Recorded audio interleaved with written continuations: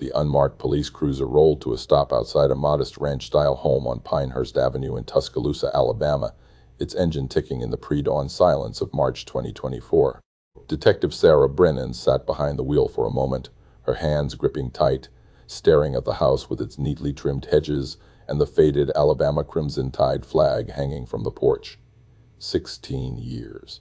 16 years this person had lived here, waved to neighbors, mowed the lawn on Saturday mornings, existed in plain sight while an 8-year-old girl lay in the ground and her family waited for answers that seemed like they would never come. Brennan took a breath, nodded to her partner, Detective Marcus Webb, and stepped out into the cool spring morning. The arrest warrant in her jacket pocket felt like it weighed 1,000 pounds. This was the day that would shatter everything this community thought they knew about the people living among them. This was the day that would finally bring justice for Lila Aubrey, the second grader with the gap-toothed smile who loved butterflies and never made it home from school on an October afternoon in 2008. Before we continue this story, take a second to hit subscribe and like this video. Cases like this take years of investigation and advanced forensic work to solve, and your support helps us tell the stories of victims who deserve to be remembered. The house was quiet as Brennan and her team approached, the kind of silence that hangs over suburban neighborhoods before the world wakes up.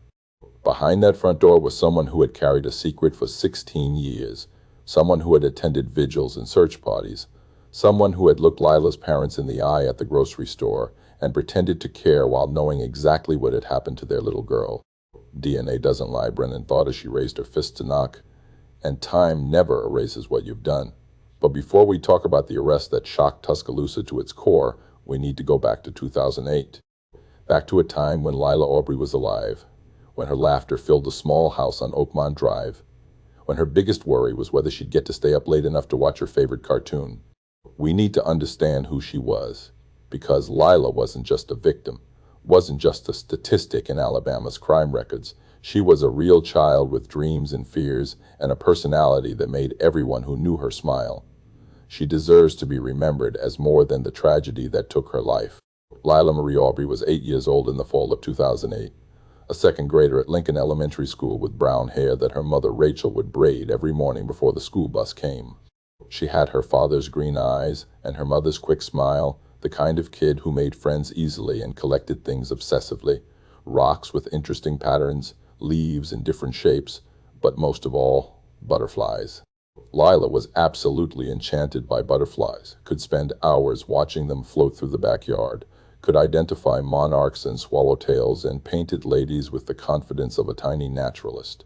Her room was decorated with butterfly stickers on every surface. Butterfly posters covered the walls. A mobile made of paper butterflies hung above her bed, spinning slowly in the breeze from the window fan. Rachel had made it for her 6th birthday, spending hours cutting and painting each delicate wing, and Lila treasured it like other kids treasured video games or dolls.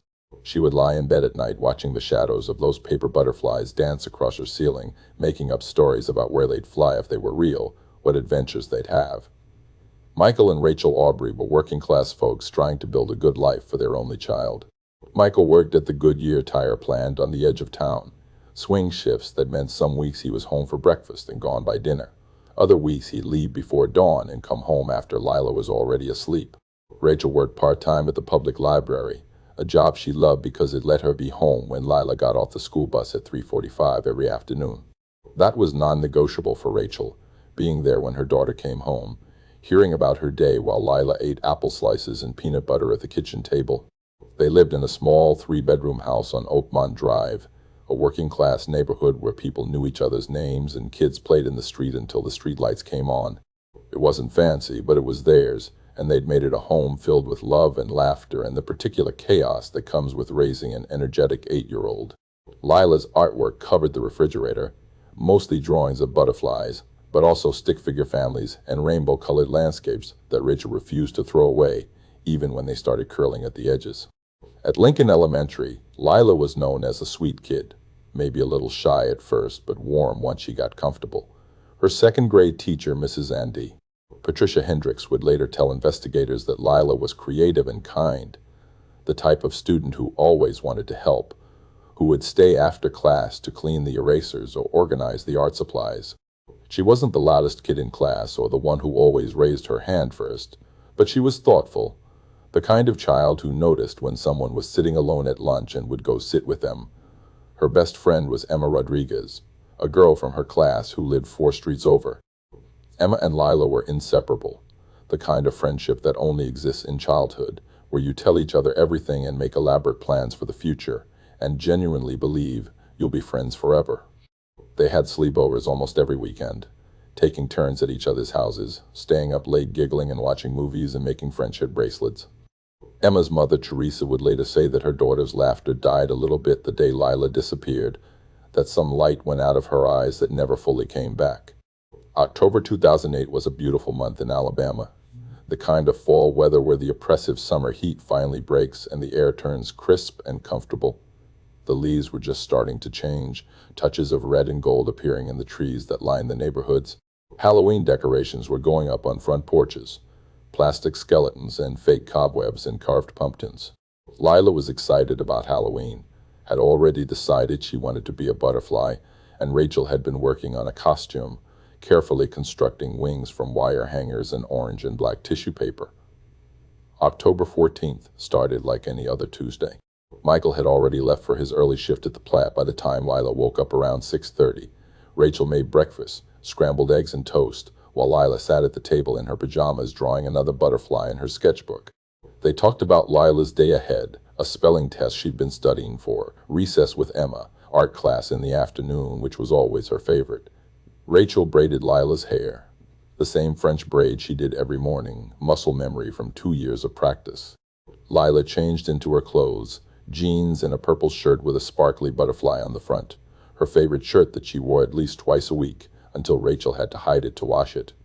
She packed her backpack with her homework and her lunchbox and the library book she needed to return. She grabbed a jacket, the lightweight pink one with a hood, even though Rachel said it was probably too warm for a jacket. 8-year-olds have their own logic about these things. The school bus picked up kids from their neighborhood at 7:45, stopping at the corner of Oakmont and Maple, a 5-minute walk from the Aubrey house. Rachel walked Lila to the bus stop like she did every morning, holding her hand even though Lila was getting to the age where she thought hand-holding was babyish.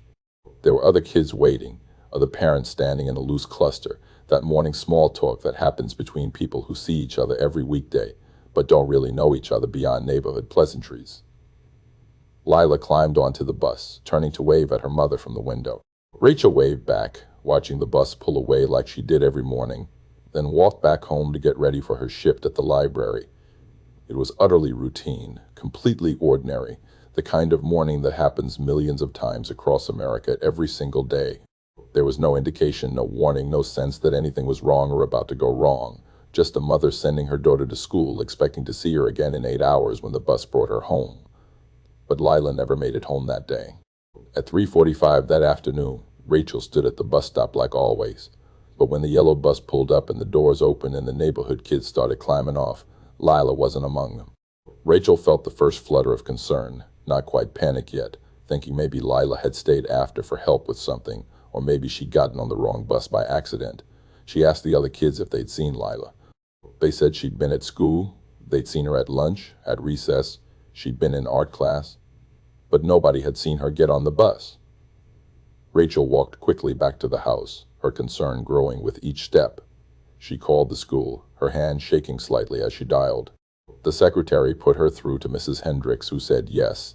Lila had been in class all day, she'd seemed fine, but Mrs. Hendricks had dismissed class at 3:30 and assumed Lila had gone to the bus like always.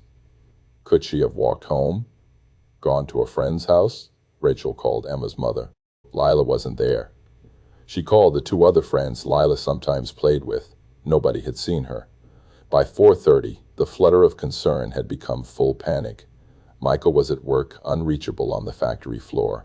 Rachel drove back to the school, searching the playground, the parking lot, asking anyone she saw if they'd seen a little girl in a purple butterfly shirt. The school was mostly empty by then, just a few teachers finishing up paperwork and the custodial staff starting their evening rounds. Nobody had seen Lila leave. It was like she'd simply vanished between the classroom and the bus. At 5:15, Rachel called 911, her voice breaking as she tried to explain that her daughter was missing, that she'd been at school but never came home, that this wasn't like Lila. She wouldn't just wander off. Something was wrong. The dispatcher assured her they were sending officers, told her to stay calm, asked for a description. 8 years old, brown hair in a French braid, green eyes, wearing a purple shirt with a butterfly on it, pink jacket, jeans, white sneakers. 4 feet, 2 inches tall, about 60 pounds. Answers every parent knows by heart, but praise they never have to give to police. The Tuscaloosa Police Department responded with the urgency that missing child cases demand. Officers were at the Aubrey house within 20 minutes. An Amber Alert was issued by 6 p.m. Lila's school picture appearing on television screens and highway signs across Alabama. Every parent's nightmare broadcast to the world. A gap-toothed little girl in a blue shirt smiling at the camera. Unaware that this photo taken on picture day at school would become the image the world associated with her disappearance. Detective James Holland caught the case, a 15-year veteran with the department who specialized in crimes against children. He arrived at the Aubrey house as darkness fell, finding Rachel in tears on the couch and Michael, who'd raced home from the plant still in his work clothes, pacing the living room with barely contained panic. Holland had seen this scene too many times, the particular terror in parents' eyes when their child is missing, the desperate hope warring with the awful knowledge that with every passing hour the chances of a good outcome diminish. By nightfall, a massive search was underway. Volunteers poured in from across the community, neighbors and church members and people who'd never met the Aubreys, but couldn't stand the thought of a child lost and alone in the dark. They spread out across Tuscaloosa with flashlights, searching yards and parks and the wooded areas that bordered the neighborhoods. They called Lila's name until their voices went hoarse, hoping to hear a response, praying she was just lost and scared and waiting to be found. But as the night stretched on and turned into morning with no sign of Lila Aubrey, everyone searching began to feel the cold certainty settling in their stomachs. This wasn't a child who'd wandered off. This wasn't a kid who'd lost track of time playing at a friend's house. Something terrible had happened to Lila, and whoever was responsible had a head start that grew longer with each passing hour. The question that would haunt this community for the next 16 years was already forming in everyone's minds. Who took Lila Aubrey? And why would anyone want to hurt a little girl who loved butterflies and had never done anything to anyone except be kind? The search for Lila Aubrey consumed Tuscaloosa in a way that nothing had before. By Wednesday morning, less than 24 hours after she'd vanished, hundreds of volunteers had organized into systematic search parties coordinated by the police department and local emergency management.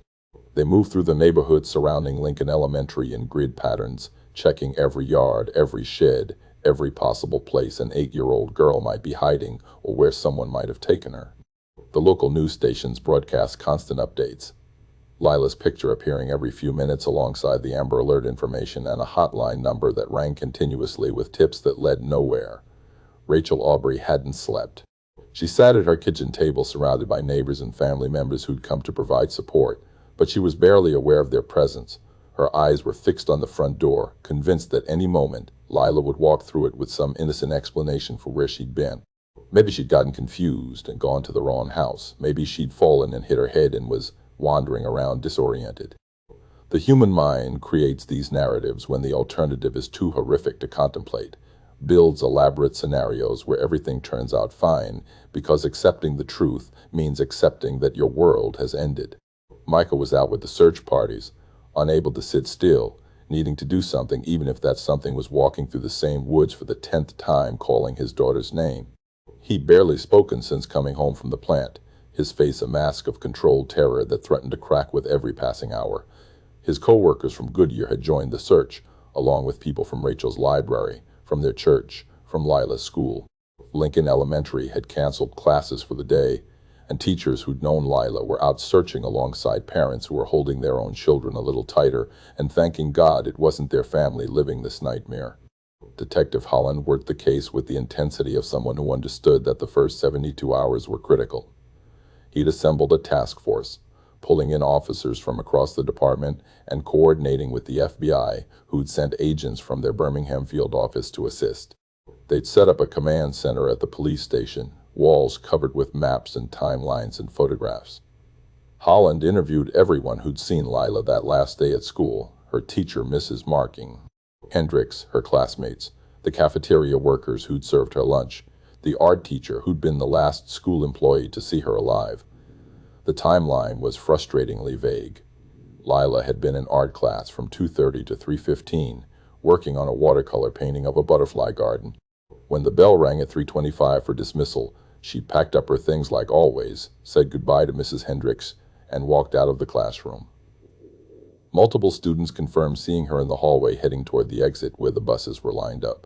But somewhere between that hallway and the bus designated for her neighborhood route, Lila had disappeared. The school had security cameras, but they were old and poorly positioned, covering the main entrance and the parking lot, but not the side exits or the bus loading area. One camera did capture something useful. At 3:28 p.m., it showed Lila walking out the side entrance of the school, the one closest to where the buses parked. She was alone, carrying her backpack, wearing that purple butterfly shirt and pink jacket. She was there, real and alive, and then she was gone. The next student didn't exit through that door until 3:31, a 3-minute window when Lila was by herself. Holland studied that footage until his eyes burned, watching an 8-year-old girl walk out of frame and into whatever horror had been waiting for her. On Thursday afternoon, 48 hours after Lila vanished, a volunteer searching the wooded area behind a strip mall half a mile from Lincoln Elementary found her backpack.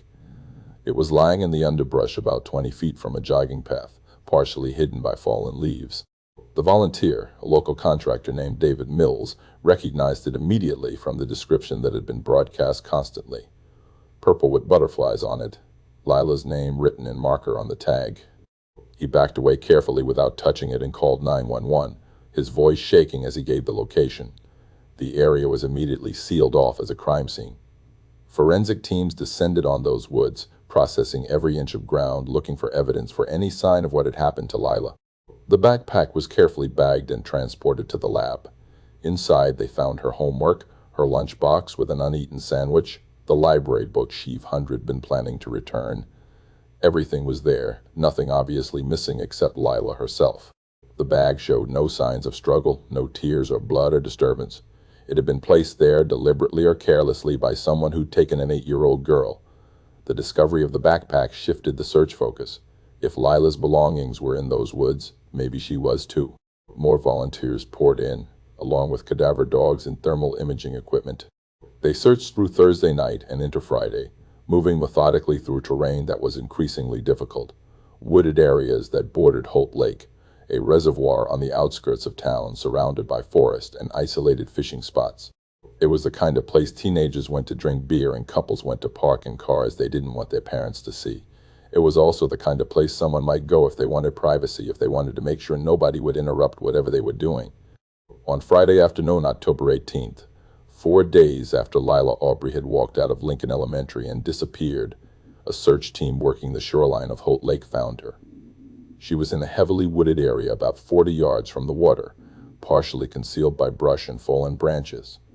The team leader saw the pink jacket first, that splash of color that didn't belong in the brown and green of the forest. He called out to his team to stop, to back away, and then he radioed Detective Holland with the words that every law enforcement officer dreads. "We found her. I'm sorry. We found her." Holland arrived at the scene within 20 minutes and felt something break inside his chest when he saw the small form lying in those woods. He'd known since Tuesday night that this was probably how it would end. Missing children cases that start like this rarely end with a child found safe. But knowing it intellectually and seeing it with your own eyes are different things, and Holland had to turn away for a moment and breathe deeply before he could approach the crime scene with the professional detachment the job required.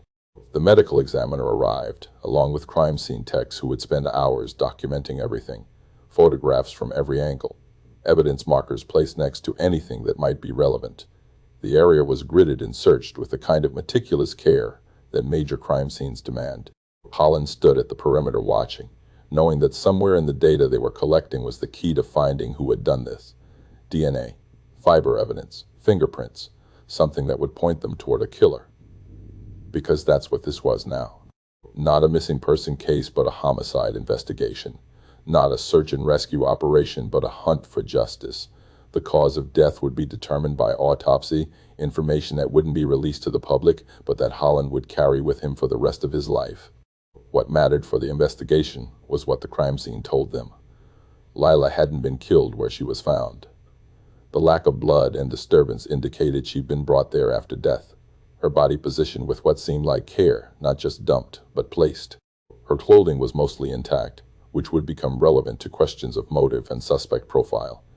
The medical examiner collected samples, scraped under fingernails, swabbed for DNA, gathered everything that might link this crime to a perpetrator. The news that Lila had been found spread through Tuscaloosa like a shock wave.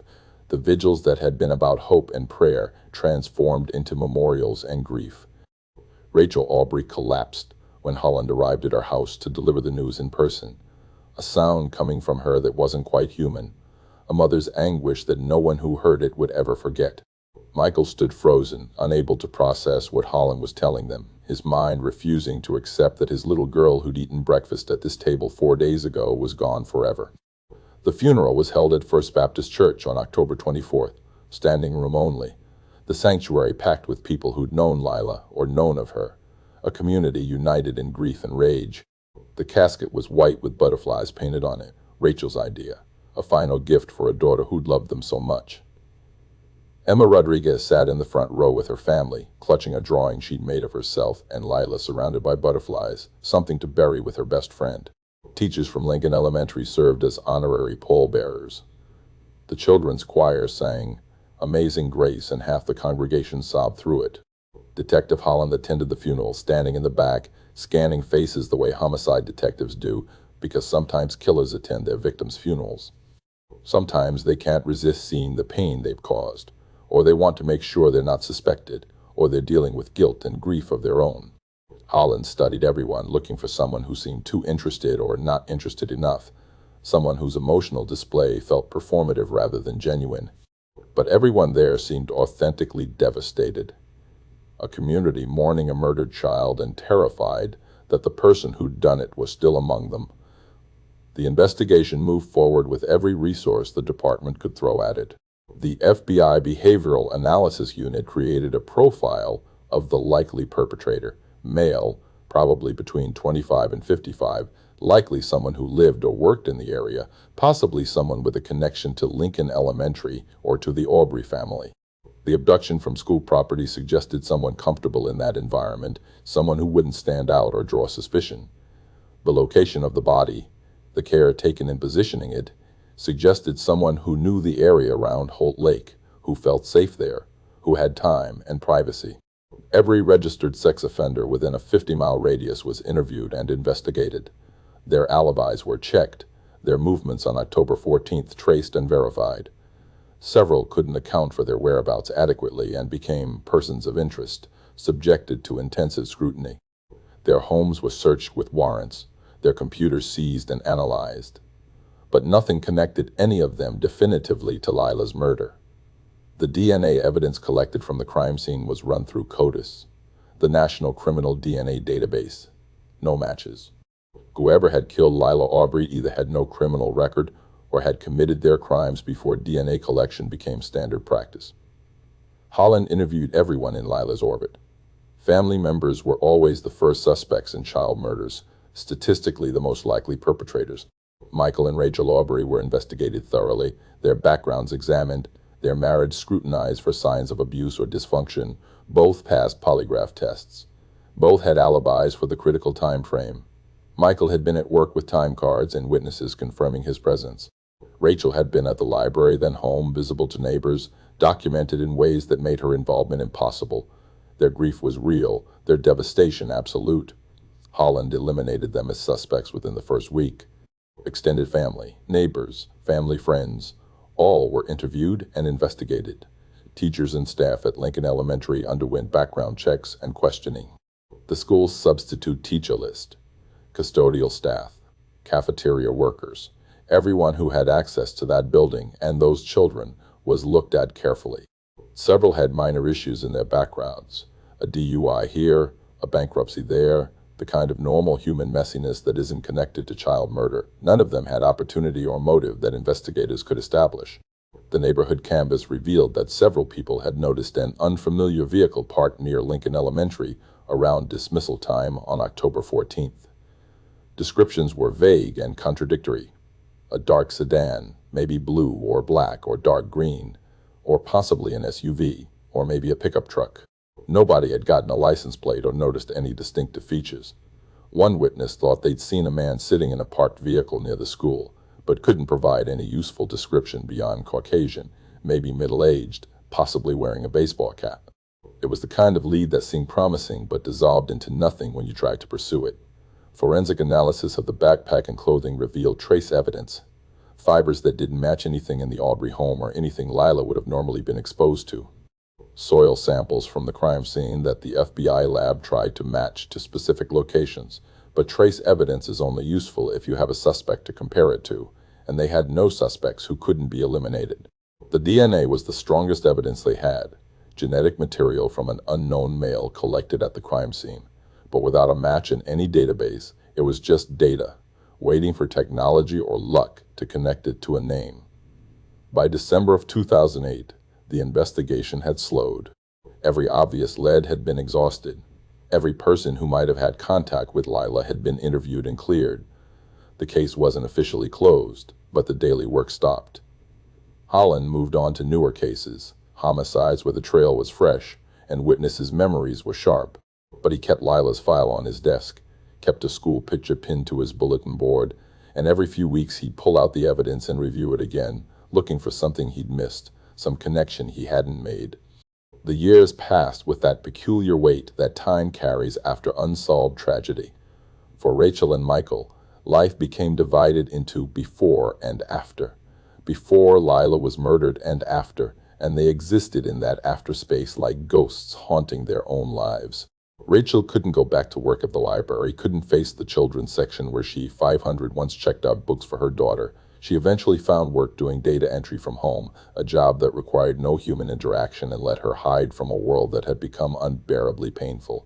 Michael kept working at the plant, throwing himself into overtime because being busy meant not thinking, and not thinking was the only way he could function.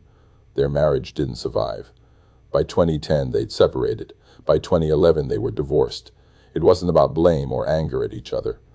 It was about how being together meant constantly confronting their shared grief, seeing their pain reflected in each other's eyes, living in a house full of Lila's absence. Michael moved to Birmingham. Rachel stayed in Tuscaloosa but left the house on Oakmont Drive, unable to live in the place where Lila had eaten breakfast that last morning. The house was eventually sold to a young couple who didn't know its history, who painted over the height marks on the kitchen door frame where Michael had measured Lila's growth every birthday. Every October 14th, the anniversary of Lila's disappearance, Rachel and Michael would meet at her grave in Tuscaloosa Memorial Gardens. The headstone was pink granite with a butterfly carved into it, and 8-year-olds' dates impossibly close together. They'd stand in silence mostly, sometimes crying, sometimes just numb, always wondering if this would be the year they finally got answers. The first few anniversaries drew crowds, classmates from Lincoln Elementary and their parents, teachers, neighbors who remembered. But as the years passed, the crowds thinned. People moved on because you have to, because you can't carry someone else's grief forever when you have your own life to live. Detective Holland retired from the Tuscaloosa Police Department in 2019, but retirement didn't free him from the ghosts of unsolved cases. In his garage, he kept unofficial copies of case files, including everything related to Lila Aubrey's murder. Some cases become part of you in ways you can't articulate, and Lila had become part of Holland in a way that haunted him through retirement. He'd solved a lot of cases in his career, brought justice to a lot of families. But the ones that got away, the ones where the killer walked free, those were the ones that woke him at 3 a.m. and wouldn't let him go back to sleep. When Detective Sarah Brennan was assigned to the Cold Case Unit in 2022, one of the first files she reviewed was Lila Aubrey's. She was young, early 30s, but she transferred from Birmingham with a reputation as a meticulous investigator who'd successfully used genetic genealogy to crack 2 cold cases. She read through Holland's investigation and recognized it as thorough and professional. They hadn't missed obvious leads or made rookie mistakes. The problem wasn't investigative incompetence. The problem was technological limitation. The DNA evidence was solid. But without a match in CODIS, it had nowhere to go. But forensic science hadn't stayed static. Brennan had been following developments in genetic genealogy ever since the Golden State Killer arrest in 2018 had demonstrated the technique's revolutionary potential. The basic principle was elegant. Upload crime scene DNA to public genealogy databases, find distant relatives who share genetic material with your unknown suspect, build out family trees going back generations, then work forward to identify possible perpetrators based on age, geography, and opportunity. It was painstaking work that combined cutting-edge genetics with old-fashioned genealogical research, but it worked. In January of 2023, Brennan made her pitch to the department brass. She wanted to send Lila's DNA evidence to Othram Labs for advanced sequencing and analysis, then use genetic genealogy to identify the killer. It wouldn't be cheap, and there was no guarantee of success. But after 15 years, didn't they owe it to Lila and her family to try everything available? The pitch worked. In March of 2023, the evidence was sent to Othram Labs, and for the first time since October 2008, Detective Sarah Brennan felt genuine hope that justice for Lila Aubrey might finally be possible. The process of extracting usable DNA from 15-year-old evidence was slow and technical, the kind of work that required patience and expertise that most people couldn't comprehend. Brennan checked in with Othram Labs weekly for updates, trying not to be impatient, reminding herself that good forensic work couldn't be rushed. The samples had been properly stored in 2008, kept in climate-controlled evidence lockers at the Tuscaloosa Police Department, which meant they were viable despite their age, but viable didn't mean easy to work with. The genetic material had degraded over time, and extracting enough for the kind of comprehensive sequencing needed for genealogical analysis required proprietary techniques that Othram had developed specifically for challenging cold cases. In August of 2023, Brennan got the call she'd been waiting for.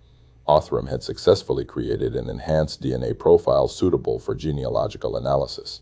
They'd sequenced the genome, amplified the genetic markers, and created a profile that could be uploaded to public genealogy databases where law enforcement searches were permitted. The profile was uploaded to GED Match and Family Tree DNA, and within days the system identified several matches. Not close matches, not parents or siblings or even first cousins, but distant relatives, third and fourth cousins who shared segments of DNA with the unknown perpetrator because they'd descended from common ancestors born sometime in the 1800s. Brennan hired a genetic genealogy consultant named Dr. Teresa Wan. Ellen Marks, a former biology professor who discovered a talent for building family trees and had transitioned into forensic genealogy work after following the Golden State Killer case with fascination. Marks was methodical and brilliant, the kind of researcher who could spend 16 hours staring at census records and marriage certificates and find connections that others would miss. She began the painstaking work of identifying the common ancestors shared by the DNA matches, then building out complete family trees showing all descendants through multiple generations. The work took months. Marks would send Brennan periodic updates, dense reports with hand-drawn family trees showing multiple generations and highlighting individuals who warranted further investigation. By December of 2023, Marks had identified 2 family lines that connected back to Alabama in the 1800s. The challenge was narrowing down which descendants from these lines would have been the right age and in the right location to have murdered Lila Aubrey in October 2008. The initial list included 73 male descendants who would have been between 18 and 70 in 2008. Many could be eliminated immediately because they died before 2008 or were living in other states with documentation proving they couldn't have been in Tuscaloosa. But that still left 32 viable candidates who needed to be investigated. Brennan and her team began the delicate process of background checks without alerting their subjects. They pulled DMV records, employment histories, property records, anything public that would tell them where these men had been living in 2008 and whether they had any connection to Tuscaloosa or to Lincoln Elementary. Most could be eliminated fairly quickly. Men who'd moved away decades earlier, or who had solid alibis for other reasons. Criminal records that showed they'd been incarcerated in October 2008. Military service records showing they'd been deployed overseas. Death certificates showing they'd died before Lila was born. By February of 2024, the list had narrowed to 8 names. 8 men who fit the age range, who had been living in or near Tuscaloosa in October 2008, who couldn't be immediately eliminated by obvious factors. Brennan created detailed files on each of them, studying their lives, looking for any connection, however tenuous, to Lila Aubrey or Lincoln Elementary or the neighborhood where she'd lived. She ran their names through every database available, looking for traffic tickets or business licenses or property transfers, anything that would place them near the school or near Holt Lake or anywhere relevant to the case. One name kept drawing her attention. Dennis Wayne Hoffman, 58 years old in 2024, a longtime resident of Tuscaloosa, who'd lived his entire life within a 10-mile radius of where he was born. In October 2008, Hoffman had been living on Pinehurst Avenue, a quiet street in a working-class subdivision. Brennan pulled up a map and felt her pulse quicken. Pinehurst Avenue was less than half a mile from Oakmont Drive, where the Aubrey family had lived. Hoffman had been Lila's neighbor, close enough that he would have seen her playing outside, close enough that he would have known her routines, close enough to be part of that same community that had mourned her death. Brennan dug deeper into Hoffman's background. He'd worked as an auto mechanic for most of his adult life, employed by Benson's Auto Repair on the east side of town from 1995 through 2015, before taking a management position at a tire shop. He was married to his high school sweetheart, Donna, married 38 years with two grown daughters who'd both left Alabama for college and never moved back. He attended Riverside Baptist Church, sang in the choir, volunteered with their community outreach programs. He'd coached youth soccer in the early 2000s before Lila was old enough to play, but during the years when his own daughters were involved. On paper, he looked like a completely normal, upstanding citizen. But Brennan had learned long ago that monsters don't always look like monsters. She reviewed the original investigation files, looking for Hoffman's name, wondering if he'd been interviewed in 2008. And there it was, a brief notation in Holland's case notes. Dennis Hoffman had been part of the volunteer search party that looked for Lila in the days after she disappeared. He joined the search on Wednesday, October 15th, spending hours walking through the woods calling her name along with dozens of other neighbors. He'd attended the vigil at First Baptist Church on Thursday night before Lila's body was found. He'd been there, publicly grieving, publicly concerned, a neighbor doing what neighbors do when tragedy strikes close to home.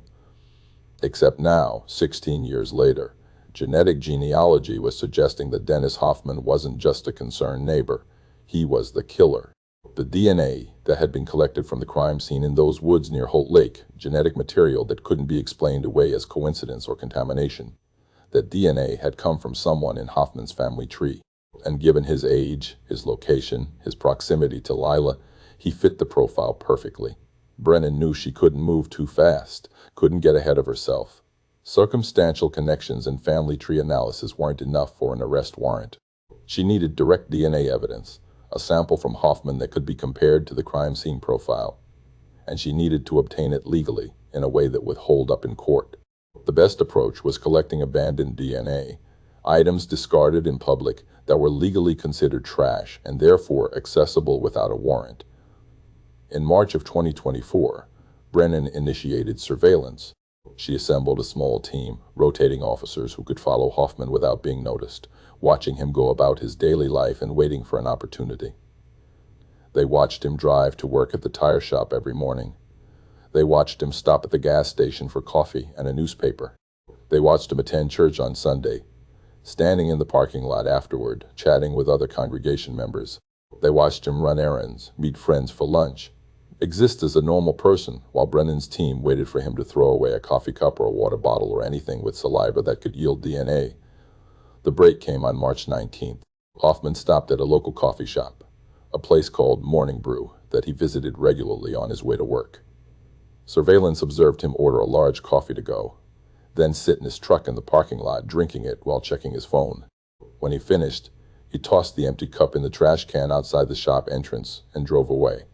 The surveillance team waited 15 minutes to be safe, then retrieved the cup, carefully bagging it as evidence and maintaining chain of custody documentation that would be scrutinized by defense attorneys if this case went to trial. The cup was rushed to the Alabama Department of Forensic Sciences lab in Montgomery with urgent priority.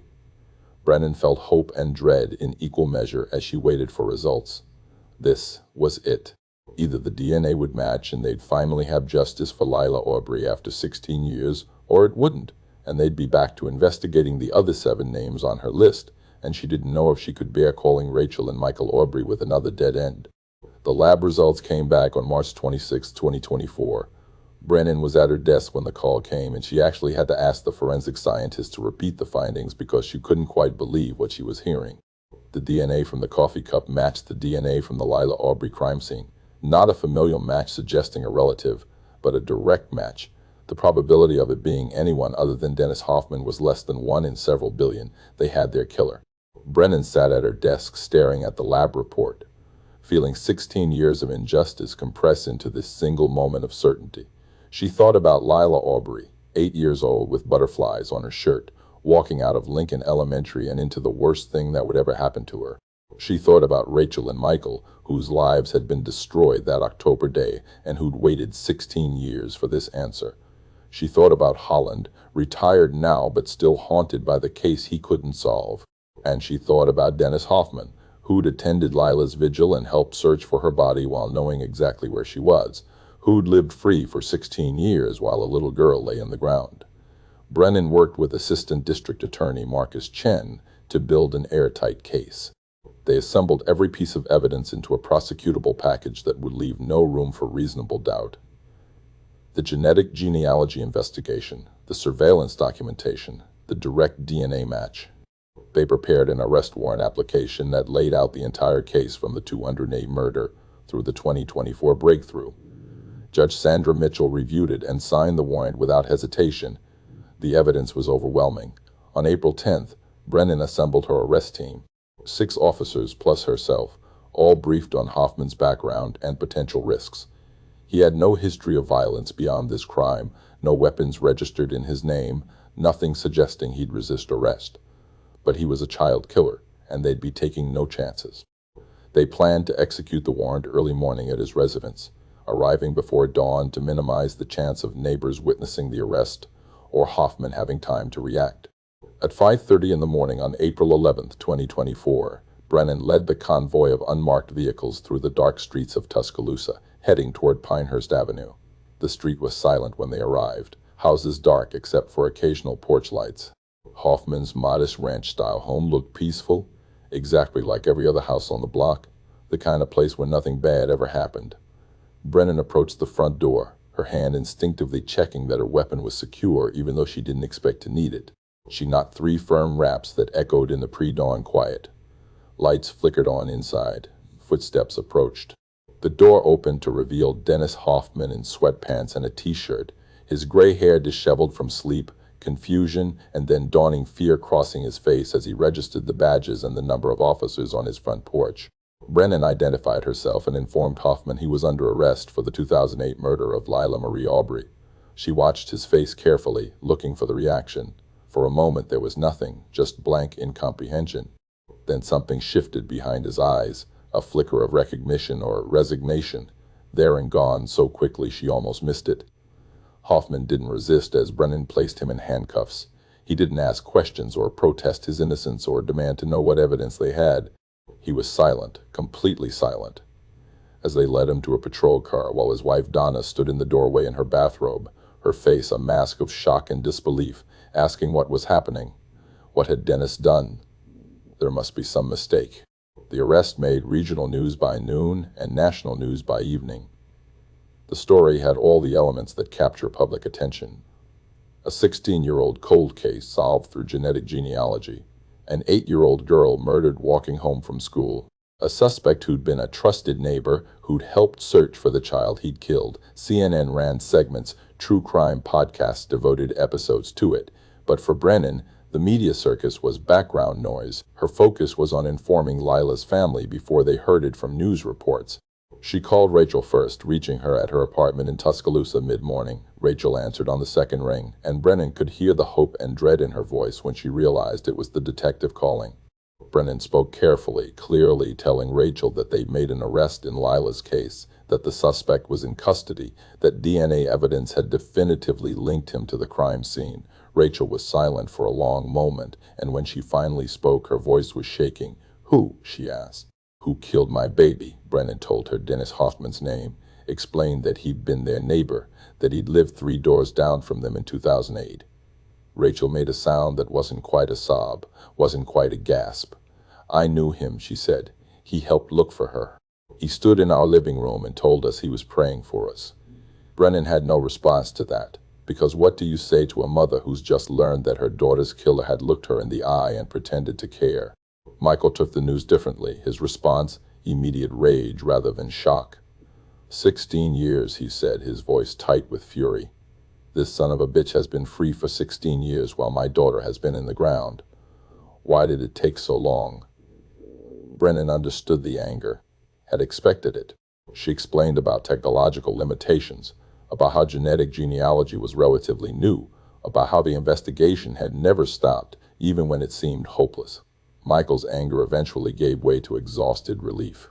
He thanked Brennan, his voice breaking, said he needed to call Rachel, asked when the trial would be. Hoffman was arraigned the following day, appearing in court in an orange jumpsuit and shackles. The charges were read: capital murder in the death of a child under 12, and Hoffman entered a plea of not guilty on advice of his court-appointed attorney. Bail was denied. He was remanded to the Tuscaloosa County Jail to await trial. The pre-trial process moved through summer and into fall. Hoffman's defense attorney filed the expected motions challenging the genetic genealogy evidence, arguing it was scientifically questionable and violated privacy rights. But Chen was prepared with case law from multiple jurisdictions where the technique had been admitted and upheld. He brought in expert witnesses to explain the science, to demonstrate its reliability. Judge Mitchell heard arguments and ultimately ruled that the evidence was admissible. The DNA match was solid, the chain of custody documented, and genetic material at a murder scene spoke for itself. With the DNA evidence admitted, the defense had limited options.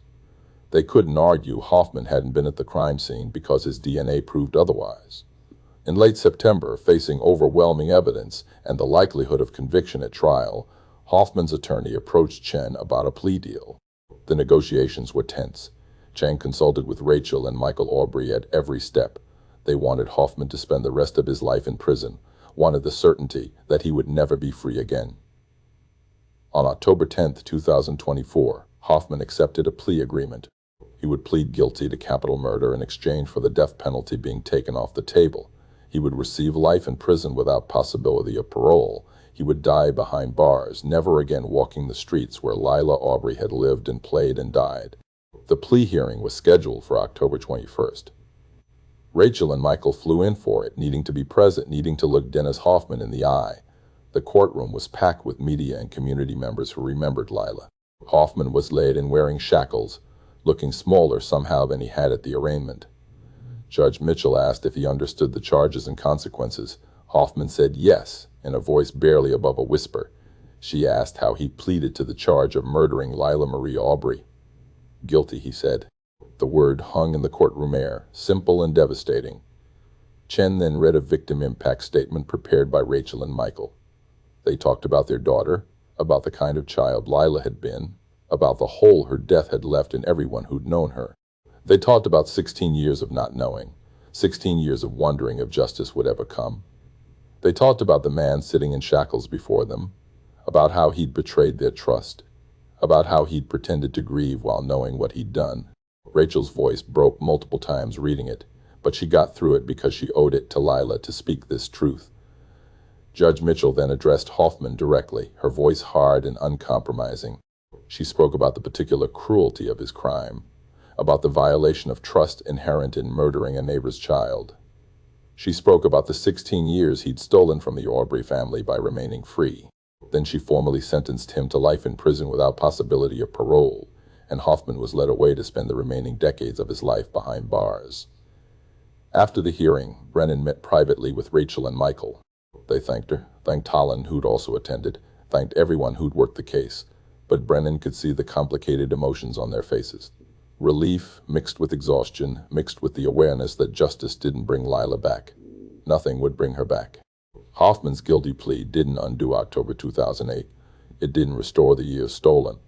It was simply accountability, the minimum requirement of a just society, and even that had taken 16 years to achieve. Holland felt a weight lift that he hadn't fully realized he'd been carrying. The case had haunted him through retirement, visited him in dreams, made him feel like he'd failed. Hoffman's conviction felt like vindication, proof that the investigation had been solid, that justice had just needed time and technology to catch up with truth.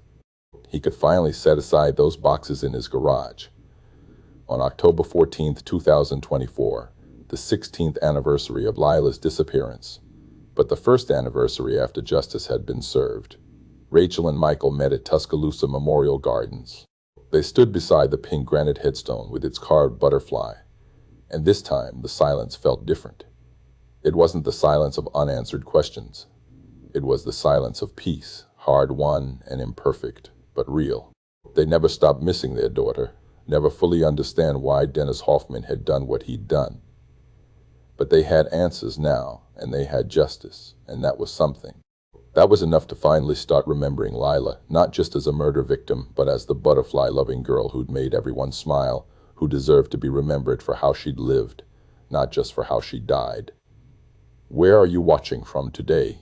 Leave a comment below and let us know if you remember when this case broke in your community. Cases like Lila's remind us that some truths refuse to stay buried forever, that DNA doesn't lie, and that time and technology and people who refuse to give up can eventually bring even the coldest cases back into the light.